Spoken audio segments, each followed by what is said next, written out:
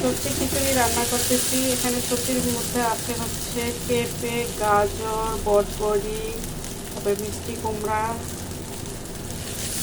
ছোলার চাল, মুগের ডাল দিয়ে ভাজবো এখন।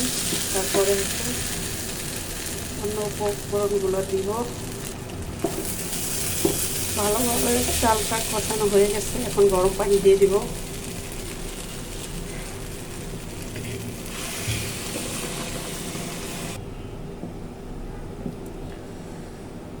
গরম পানি দেওয়া হয়েছে,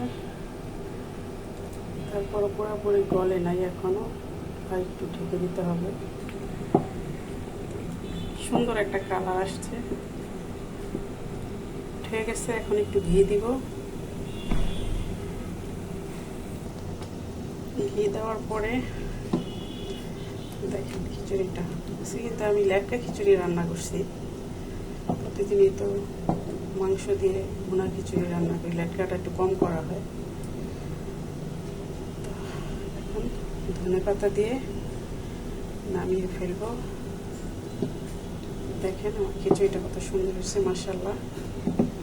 সবাই ভালো থাকবেন, আল্লাহ হাফেজ।